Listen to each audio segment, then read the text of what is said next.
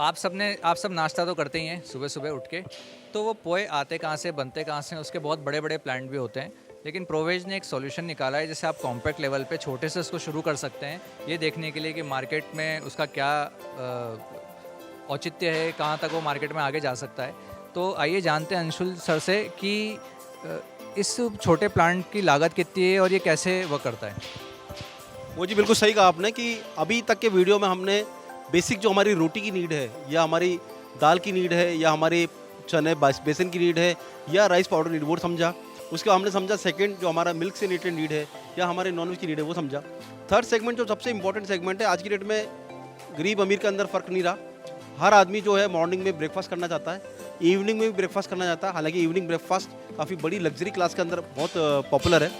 साथ साथ आज की डेट में हम लोग इतना हेल्थ कॉन्शियस हो गए हैं कि हम लोग ये कोशिश करते हैं कि हम जंक फूड से या तले हुए फूड से बचें। ये पर्टिकुलर जो मेरा सेगमेंट है, ये सेगमेंट हमारा रोस्टिंग सेगमेंट है। रोस्टिंग मसलन कि अगर आप धान को रोस्टिंग करते हैं तो उससे दो प्रोडक्ट बनते हैं। धान आप समझ रहे हैं, जो राइस जो बेसिकली धान से ही मिलता है हमको, धान से हमको दो प्रोडक्ट मिलते हैं, वो है एक पोहा और एक है परमल। परमल इसको हम हिंदी में मूरी भी बोलते हैं, मुरमुरा भी बोलते हैं, अलग अलग प्रांत के हिसाब से।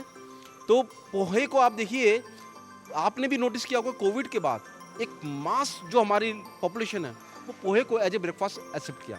उसका कारण ये कि हर आदमी हेल्थ कॉन्शियस है। पहले चलन था समोसे कचौरी का, but that is a very healthy diet है ना। आप खाने के बाद में आपको लग गया पेट ही भर गया।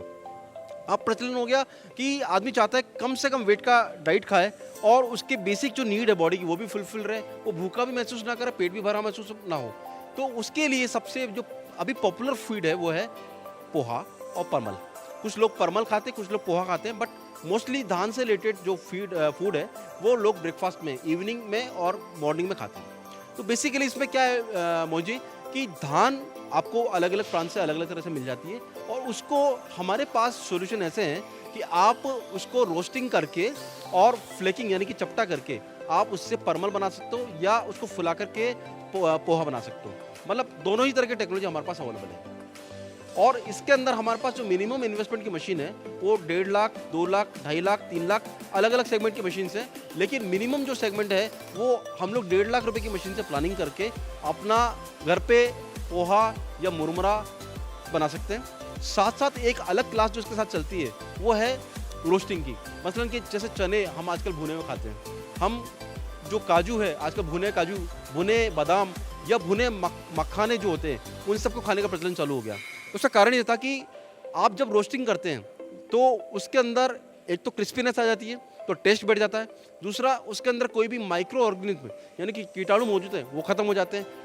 तो इस तरह से फ्राइंग से बचते हुए, यानी कि तेल आजकल लोग तेल और घी से परहेज कर रहे हैं, तो फ्राइंग से बचते हुए हम लोग रोस्टिंग करके आसानी से एक प्रोडक्ट को वैल्यू एडेड बना देते हैं। यानी कि चने से हमने जो भुना हुआ चना बना दिया, काजू बादाम मखाने इनको भून दिया तो उनका टेस्ट अच्छा हो जाता है। मिर्ची डाल के या मीठा डाल करके उनको और टेस्टी बना सकते हैं, हम लोग वैल्यू एडिशन कर सकते हैं। इसी तरह से आज की डेट में एक नया प्रचलन और चल रहा है, वो है रागी, जवार, बाजरा, इनकी रोस्टिंग का। आपने देखा होगा मार्केट के अंदर हार्ट शेप की वीट भी अवेलेबल है। तो वो सब चीज़ें दोस्तों आज की डेट में जो है नीड है वो अब पॉपुलेशन की है। लोग चाहते हैं एकदम हेल्दी डाइट खाना, और हेल्दी डाइट के लिए healthy breakfast, healthy lunch, healthy dinner, इन सब का रिप्लेसमेंट होता जा रहा है धीरे धीरे रोस्टिंग फूड। तो ये पूरा जो सेगमेंट है हमारा रोस्टिंग और रोस्टिंग से रिलेटेड मशीन को कवर करता है। आसानी से 1.5 लाख रुपए की मिनिमम इन्वेस्टमेंट से एक आदमी इस बिजनेस को स्टार्ट कर सकता है और मैं मानता हूँ कि 8 से 10 रुपए किलो का मार्जिन कमा सकता है। और अगर वो इस काम को साल भर करता है तो 2 से 2.5 लाख रुपए की इनकम जनरेट कर सकता है इस पूरे प्लांट से। और आसानी से अगर 5 एक साल में देखा जाए तो एक बड़े लेवल का प्लांट लगा करके बड़ा उद्योगपति भी बन सकता है।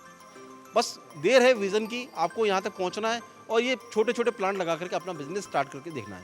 आप एक बार सक्सेस हो जाते हैं अपने ग्राउंड लेवल पे या अपने शहर लेवल पे, फिर आप इसको मल्टीपल लेवल पे मशीन लगा करके आप इसको एक बड़े बिजनेस पे कन्वर्ट कर सकते हो। तो जो कच्चा माल आता है, अभी तक हमने कच्चे माल को पिसाई देखी थी, और भाई जैसे बाय प्रोडक्ट होते हैं, क्योंकि ये अच्छा होता है, स्वास्थ्य के लिए टेस्टी होता है, लेकिन ये ज़्यादा फ़ायदेमंद भी होता है, पैसा भी ज़्यादा मिलता है इससे, है ना। क्योंकि अगर हम कच्चे माल को रोस्ट करके बेचेंगे तो ऑब्वियसली बात है उसकी डिमांड बढ़ जाएगी। और कोरोना के बाद सर एक तो इम्यूनिटी बूस्टर के तौर पे अलसी, रागी जो आपने लिए, तो इसका मार्केट बहुत बड़ा है। आगे जाके भी। और जैसा कि सर ने बताया कि 1 से 2 लाख रुपए आप कमा भी सकते हैं साल के, और अगर आपका अच्छा सब कुछ चला भगवान की कृपा से तो आपका इंडस्ट्रियल लेवल पे भी आप जा सकते हैं। तो ये एक बहुत ही अच्छा सेगमेंट है सर, इसके अंदर एक अपॉर्चुनिटी बहुत ज़्यादा है ना। और सर एक चीज़ मुझे जाननी थी कि जैसे डिमांड बढ़ जाती है और माल की ज़रूरत होती है बहुत सारा, अब आसपास से तो आदमी ले लेता है फैक्ट्री लेवल पे जाने के लिए, तो वो एक प्रोसेस होता है अब जंप करने का, तो वो कितना कठिन होता है और उसके लिए आपसे कैसे डील की जाए? लाइक माल कहाँ से आएगा उसके बाद इतना सारा, मशीन तो ले लिया आपसे, आपने मशीन प्रोवाइड करा दी, अब माल कहाँ से आएगा, फिर पैकेजिंग, फिर मार्केटिंग, ये सब कैसे प्रोसेस में आएगा? वो जी बहुत अच्छा क्वेश्चन है आपका कि देखिए आदमी जब छोटा बिजनेस स्टार्ट करता है तो उसको छोटा रॉ मटेरियल तो मिल जाता है। तो हम ही देखिए कि हमारा इंडिया एक इतना डाइवर्सिफाइड कंट्री है कि हर क्लस्टर में हमारा कोई ना कोई रॉ मटेरियल बन रहा है। मसलन कि अगर धान की बात करें तो छत्तीसगढ़, उड़ीसा या महाराष्ट्र इन सब में बहुत आगे हैं। हम चने की बात करें तो हमारा एमपी, हमारा राजस्थान और हमारा महाराष्ट्र बेल्ट इसमें बहुत आगे है।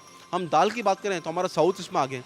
तो बेसिकली हम लोग पूरा हेल्प करते हैं एक एंटरप्रेन्योर को कि हम लोग डिफरेंट प्रांतों से उसको रॉ मटेरियल सोर्सिंग करवा दें, रॉ मटेरियल मंगवा के दें, उसको हेल्प करें, उनके जो खुदरा जो व्यापारी हैं उनसे उनकी डील कराएं, उनसे वहाँ मटेरियल मंगा के दें उसको। उसके बाद उस मटेरियल को किस तरह से रोस्टिंग करना है, किस तरह से प्रोसेसिंग करना है, किस तरह से पैकिंग करनी है, कितनी ब्यूटीफुल पैकिंग हो सकती है या सादा पैकिंग में कर सकते हैं, वो पैकिंग का डिज़ाइन, उस पैकिंग को डिज़ाइन करने के बाद उसकी लागत कितनी आएगी, उसकी कॉस्ट फिक्सिंग करना, उसके बाद उसको कॉस्ट मैनेज करना, आरओआई निकालना। हमारी firm Provek engineering and food processing private limited एक एंटरप्रेन्योर को राइट फ्रॉम कंसेप्ट, यानी कि उसके दिमाग में कंसेप्ट से लेकर के उसका जब तक वो कंसेप्ट मटेरियलाइज नहीं होता वहाँ तक पूरा हेल्प करती है। तो छोटे से लेकर के बड़े लेवल तक ले जाना वो हम लोग हमारी जो सर्विसेज है उससे उसको सेटिस्फाई कर देते हैं। सर जो आपने कॉन्सेप्ट की बात करी, तो लेट सपोज कि मुझे पोया जो है या फिर मेरे दिमाग में कुछ नया आया एज एन एंटरप्रेन्योर, लोगों को कुछ अलग करने की इच्छा रहती है और लोग वहाँ खरीदते भी कुछ अलग सा ही है, कुछ नया मार्केट में लॉन्च करना है, तो वो आप मशीन के अंदर आपके पास फिक्स हैं या फिर उसके हिसाब से जैसे आपने बताया उसको कस्टमाइज़ भी कर सकते हैं?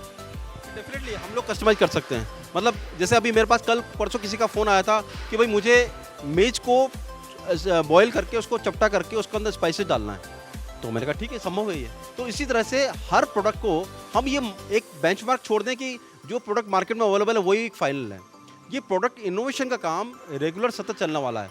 और आप ये मान के चलिए हर प्रांत की अपनी एक खूबी होती है। जैसे एक महाराष्ट्र में जाएंगे नाचनी करके एक सीड मिलता है जो बड़ा प्रोटीनस डाइट है, ऐसे हर एक प्रांत में कोई ना कोई ऐसी फसल होती है जो कि हेल्थ के लिए बहुत बेनिफिशियल होती है।